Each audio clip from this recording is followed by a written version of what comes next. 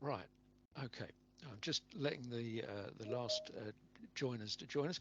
Good afternoon, everybody. This is one of our fantastic series of British Society for Criminology Hate Crime Network presentations, originally designed by Leah. Credit has to go to her, but that's the last time I'll do that. Irene, good afternoon to you. Our boss has just joined us, Irene as well. We've got Sophie Gephert with us today. And firstly, congratulations to her because she's just been awarded her master's, and it's with a distinction. So well done to you. Um, and she's joined us today to talk about transphobia, trans-misogyny. Some hands have appeared, great. TikTok and Twitter. Now, I must confess, Sophie, before this gets going, I don't know anything about TikTok. As far as I'm concerned, it's the noise a clock makes. Uh, but there again, they probably don't make that noise anymore. Um, and looking back at Sophie's academic background, it's all been at BCU, at Birmingham City University. She did her undergrad there in criminology and associated subjects, and she did her master's there as well, and I'll just mention that distinction. Her research has been about how trans women navigate the online world and hate speech and misogyny and their problems with being accepted as being in transition or completing that transitioning. In the future, Sophie looks forward to working with the police and to conducting her research and looking at how police officers deal with the problems of hate speech, deal with the problems of hate crime, deal with the problems of trans people, and also trans and LGBT police officers as well, which is a very broad um, aspect of hate crime research and trans research as well. And at the moment, she's looking for bids for PhDs and interest among universities there. So there's a little advertisement for you, Sophie. Just send the money in straight into my bank account. Okay, so without further ado, Sophie, could I ask you to say hello and start your presentation, please? And then after that, we'll stop the recording and then answer some questions, Q&As. Yep, absolutely. So, hi everyone, my name's Sophie.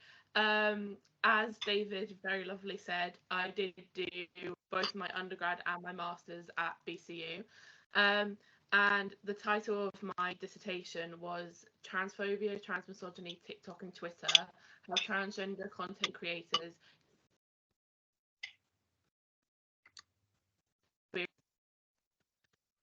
We have some Um, interference on your sound, Sophie. Sorry. Sorry, please continue. so, if the slides want to work, if technology is on my side today. Oh, we've gone a bit too far forward. Right, so um, David did give me a little lovely introduction, but I just thought that I'd have a little introduction slide. Um, so I did do criminology, policing, and investigation at undergrad, and sort of decided that I didn't want to go into the police and go into anything about policing.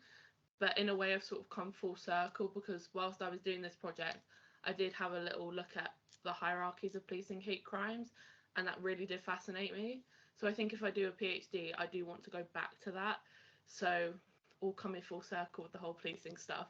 But yeah, I did just do my master's in just straight criminology at BCU, and I have recently graduated, um, which was a very nice event.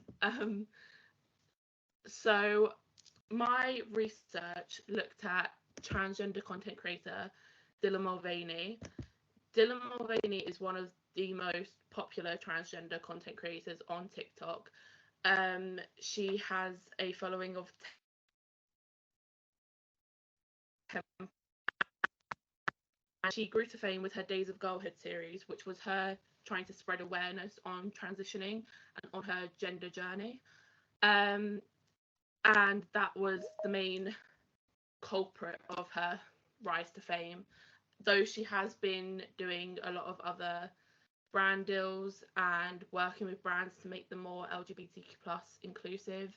Um, but it was certainly her Days of Girlhood that made her stand out on TikTok. So I did use thematic analysis to identify themes within my data, and to really look at the language and the sort of sub language of tweets, because obviously not what it's not always what people say that they mean. So looking at those sort of sub themes of a tweet, and discovering the semantic and latent themes, which I will go on to in a bit. So there was 2 research questions for this project. The first one being, how did transgender content creators navigate transphobia and transmisogyny within these online spaces? And the second being, how do online spaces create this potential for transphobia, transmisogyny, and online hate speech? So firstly, how do we define transphobia and transmisogyny? Joanna Jamal offers a strong definition of transphobia in her book Transphobic Hate Crime by stating the term transphobia as applied relates to the fear, dislike, hatred, rage, or moral indignation expressed regarding individuals who are perceived to be transgender or do not conform to the socially constructed gender binary. And then transmisogyny refers to the specific form of oppression faced by trans women and trans feminine people. It is grown in academic prevalence, but it existed long before the term was first coined by Judith Serrano in her book Whipping Girl.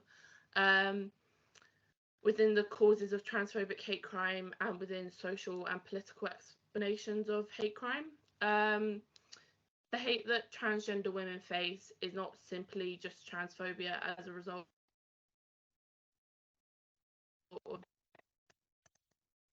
and gender norms, but they also face this misogyny for embodying or perceived embodying of femininity, which then further others a group of women who are already othered because of their trans identity. If many of you have watched the film Barbie, which seems a bit weird to put that into this, but you will have seen America's Ferrera's speech on how impossible it is to be a woman. And the last place that I thought I'd reflect on my research is in the cinema watching Barbie. But it was in that moment that I realised not only is it impossible to be a woman, to be a cisgender woman, but it's literally impossible to be a trans woman as well. Trans women are often in seemingly inclusive spaces created by LGBTQ+ people. Trans women are segregated from these spaces, they're excluded from these spaces, and can't even have fellow allyship with LGBTQ+ people. And then to this cis-normative society, they're not seen as the right kind of woman. So not only is it just impossible to be a woman, but it is incredibly impossible to be a trans woman and to share a trans woman's journey, which I applaud Dylan for, because it just seems like genuinely impossible. So the dissertation took on a case study approach to explore the effects of social media on a transgender content creator, that being Dylan. I collected data from Twitter to explore themes surrounding transphobic hate speech and transmisogyny. I was going to collect the data from both Twitter and TikTok. However, I go on to this in more detail in a bit.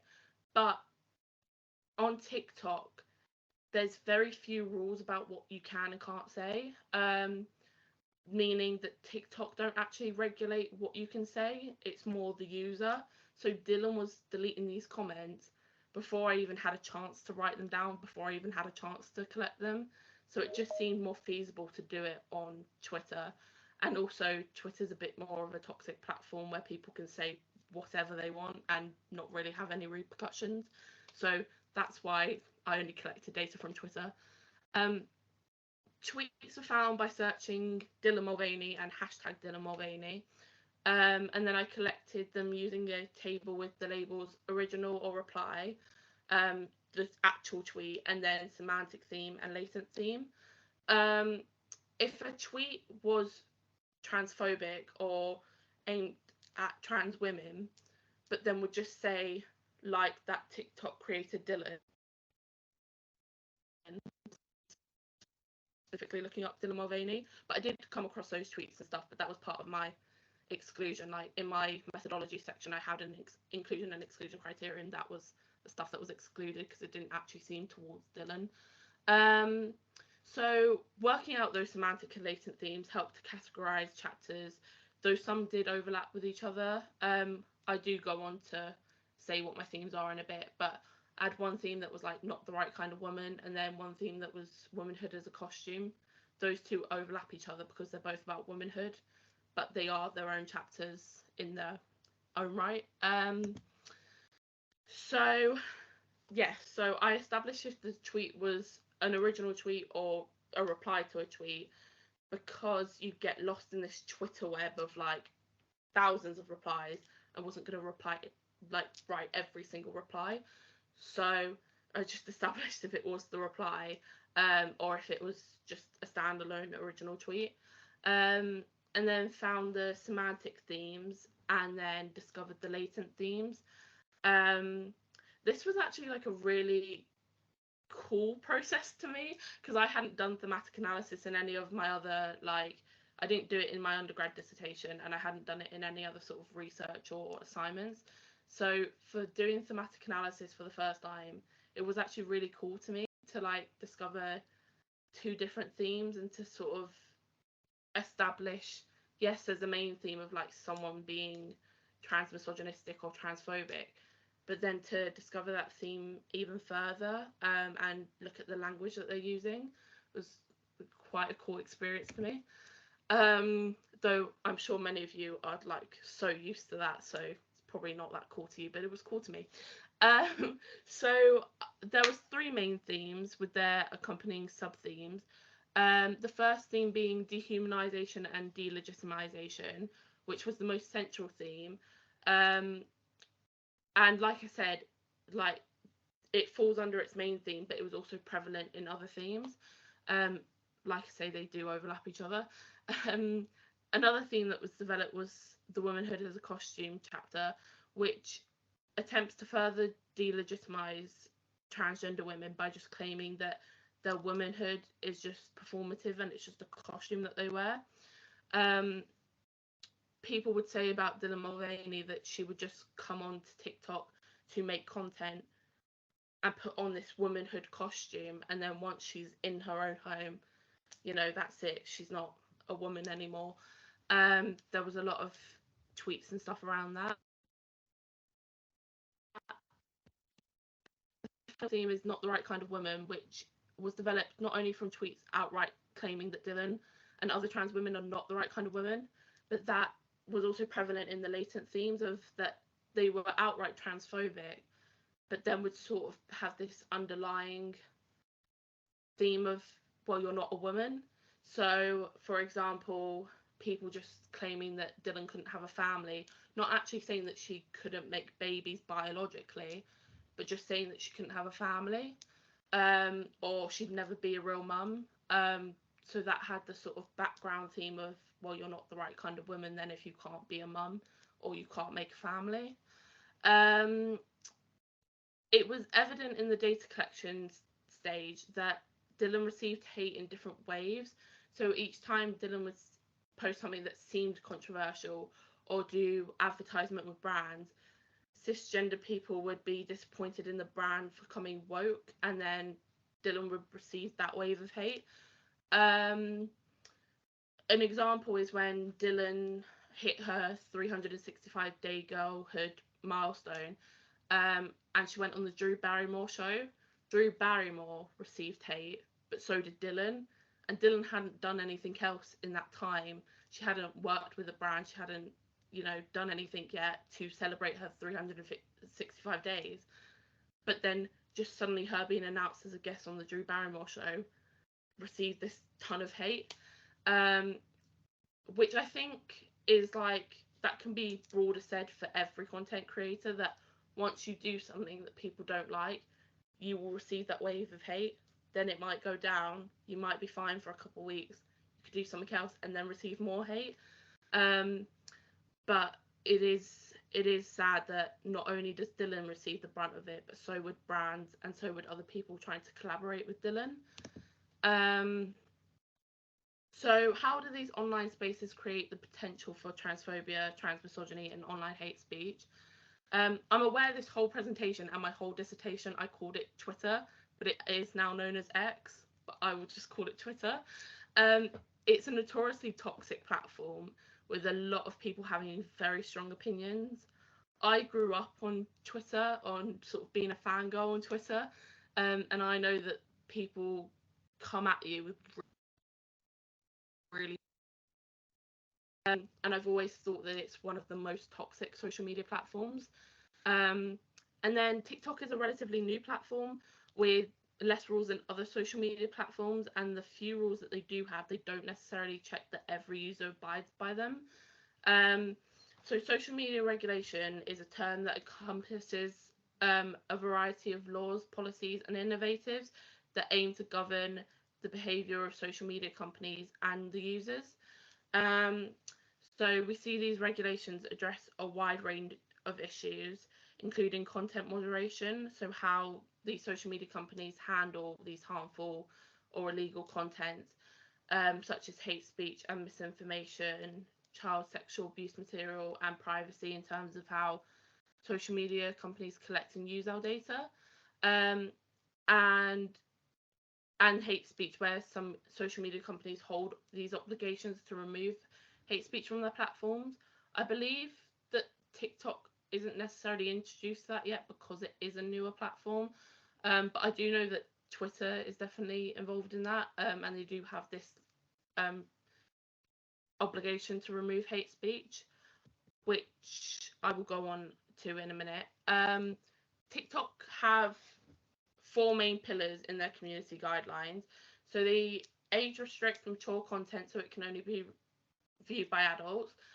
They maintain a For You feed eligibility standard to help ensure that any content that is promoted by the recommendation system is appropriate for a broader audience. They empower their community with information, tools, and resources, and remove violative content from the platform that breaks their rules. That is the only thing that they say about violative content and breaking rules. When I was researching the rules for my dissertation, they didn't have an actual set of rules or anything about specifically about hate speech and that sort of content. I know using the app myself that I have reported stuff on TikTok, and within like a second, they don't even investigate it. Within a second, they will tell me that they're not going to investigate it, or they're not going to take down the video or take down the comment, which I think is problematic in its own right, that like you can report something but they won't do anything about it, and their rules don't really state that they will definitely do something about it. They just say that they'll remove content if they think it breaks their rules, not if the actual.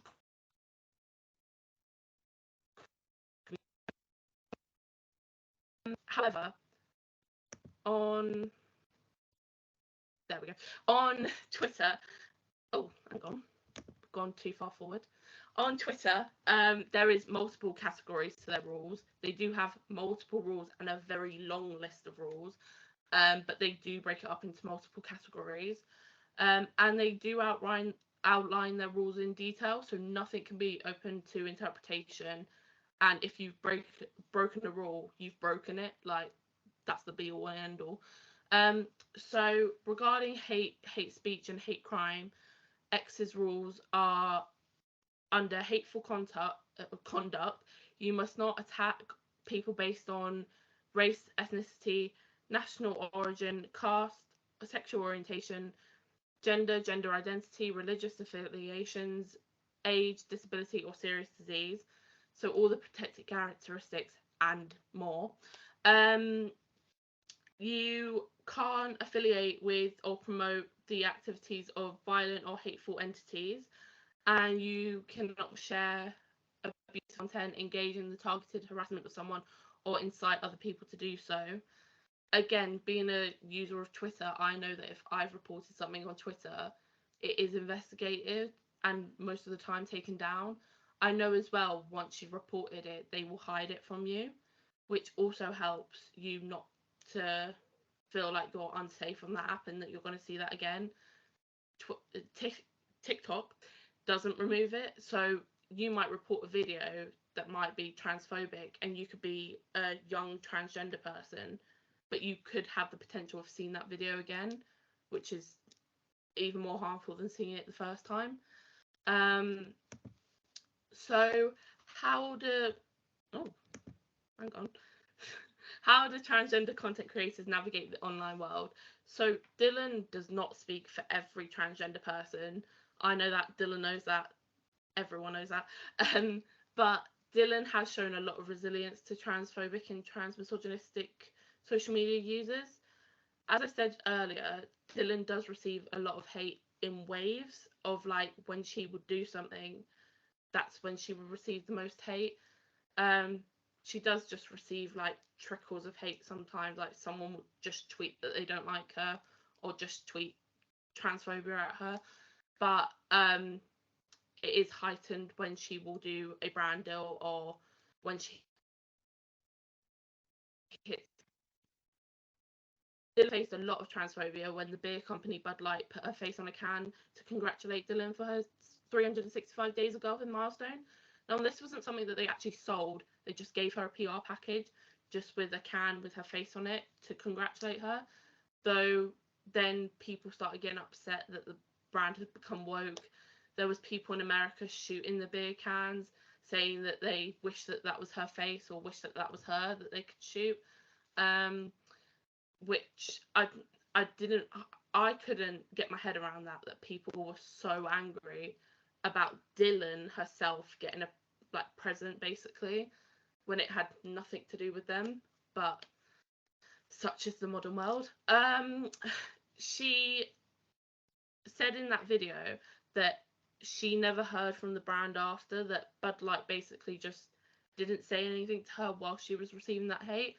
So then comes the performative activism that we see around Pride Month, that people will just slap a rainbow on anything because that makes them an ally, and that makes them woke, and that makes them, you know, supportive, but then the rest of the year they aren't.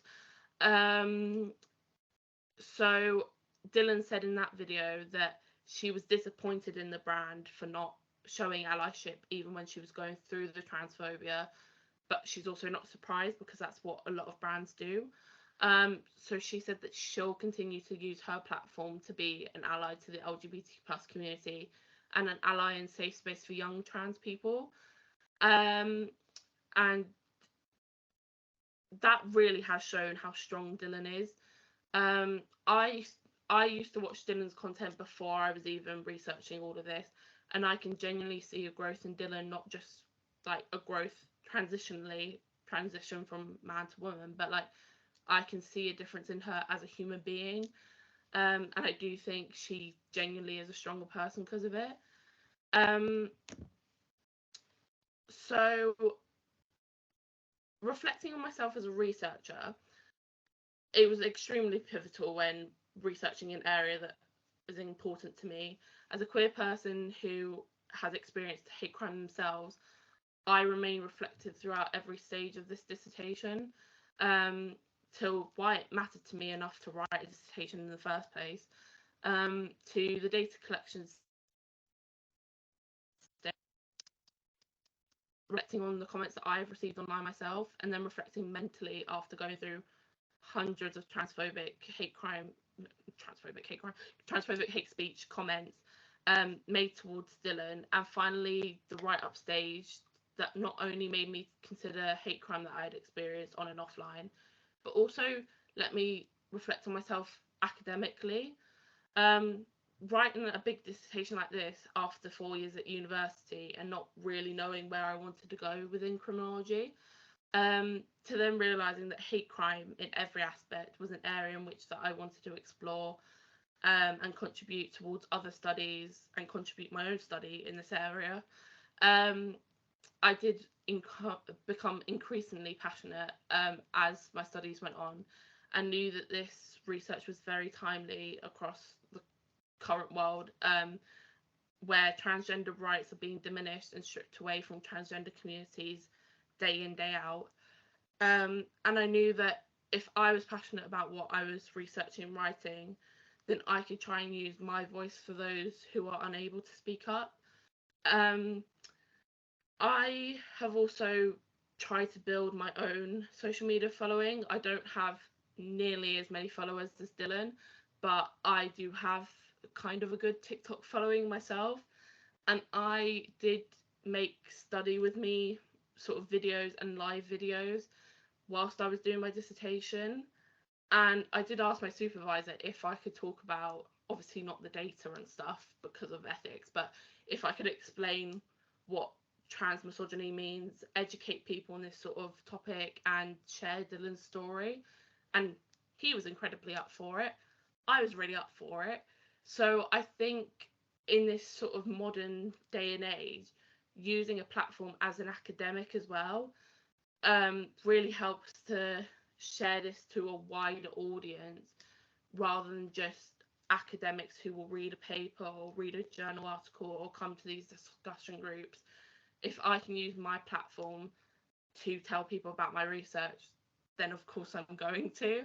And I would also urge everyone on here who probably has a Twitter account to share anything that you can, share other people's tweets, share your research, because that really does help the audience who won't always be able to access that.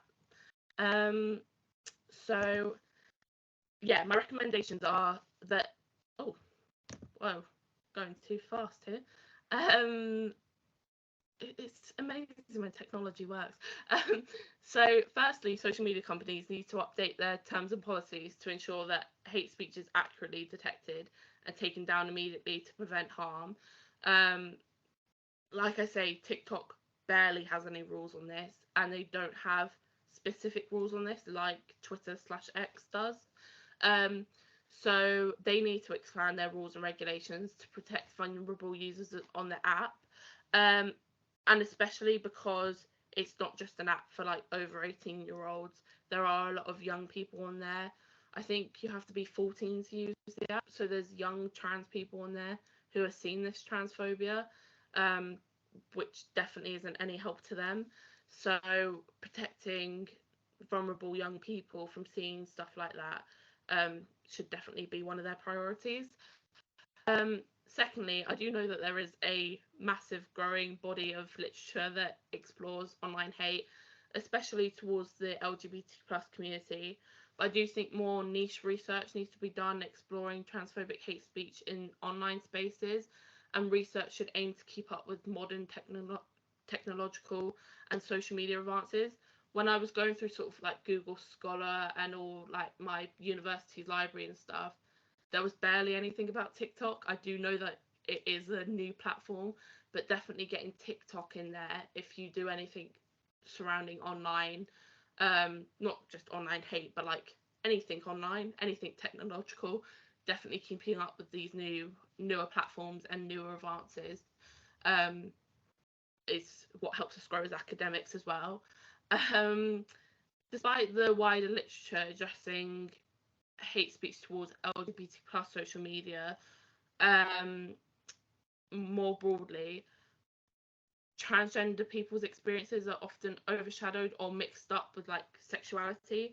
Like I've read some journal articles where homophobic hate crime is mixed up with transphobic hate crime, and they are two different separate entities. So definitely making sure that they are standing in their own right, and letting future research highlight experience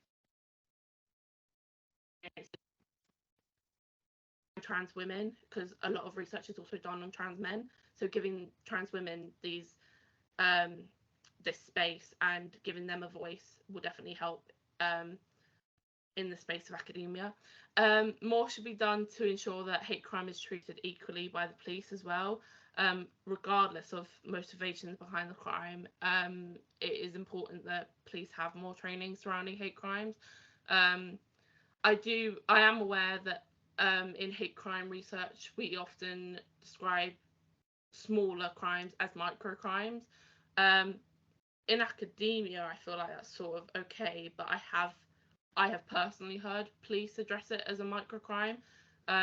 I've been out in the gay village where I've literally heard a police officer say something's a microcrime, that doesn't help the victim at all, because that makes them sort of seem that they shouldn't have bothered, and that their crime's too small for the police to deal with. So definitely educating police officers on the sort of language that they're using, um, and how to refer to transgender victims. For example, not using their dead name and using like gender neutral pronouns and language if they don't actually know the victim's gender, especially in transgender like homicide cases. If they don't know the gender, just calling it the victim is enough. Calling the victim by they them pronouns is okay until you definitely know their gender or the gender that they like to go by. Um, so yeah, that's my recommendations for that. This research recognises that there's a growing nature of transphobic hate in online spaces, mainly aimed at transgender women, which then manifests into transmisogyny. Um, and TikTok is a platform where this increases rapidly. Um, this could be due to the fact that TikTok is a very user-friendly platform to transgender individuals who wish to share their transgender journey.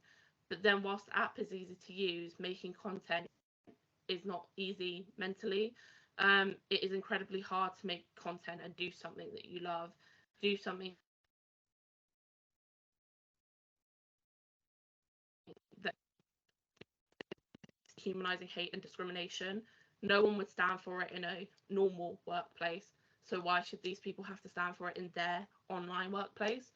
Um, this research would have provided new insight into what transgender content creators experience online, and hopefully would have provided a new perspective into online hate speech and transphobic hate crime research, with the hopes that transgender content creators have a space and a voice within academic literature in which their validity and authenticity will never be questioned. Um, and that moves us on to the Q&A. Well, thank you, Sophie. Thank you very much. It looks like you thoroughly enjoyed your research, and well done to you, and well done for presenting so profoundly this afternoon. Good for you, and thank you for your time. Um, we're going to switch the recording off now, and then we'll just proceed with the Q&A.